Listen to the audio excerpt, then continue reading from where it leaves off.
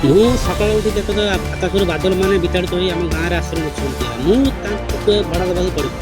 ମୁଁ ବାହାରି ପଡ଼ିଥିଲି ବିରଞ୍ଚିନୀ ମନ୍ଦିରକୁ ପହିଲି ଭୋଗ ଖାଇବାକୁ।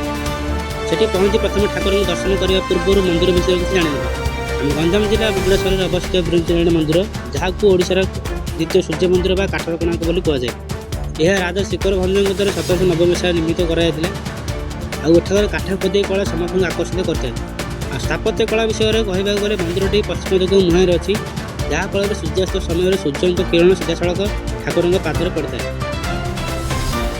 ମନ୍ଦିର କାନ୍ଥରେ ପାରମ୍ପରିକ ମୁରାଲ ଚିତ୍ରକଳା ରହିଛି, ଯାହା ରାମାୟଣ, କୃଷ୍ଣଲୀଳା ଓ ସୀତାବିବାହ ଆଦି କାହାଣୀ ଦର୍ଶାଇଥାଏ।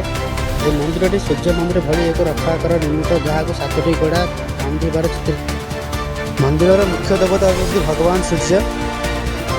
ଯେହେତୁ ଘନ କୁହୁଡ଼ି ଯୋଗୁଁ ଆମ ଷ୍ଟାଫ୍ମାନଙ୍କର ଆସିବାର ବିଳମ୍ବ ହୋଇଥିଲା, ଆଉ କିଛି ସମୟ ଅପେକ୍ଷାର ଅନ୍ତ ଘଟିବା ପରେ ଆମ ଷ୍ଟାଫ୍ମାନଙ୍କ ସହିତ ପହିଲି ଭୋଗ ମଧ୍ୟ ପଳାଇ ଆସିଥିଲା।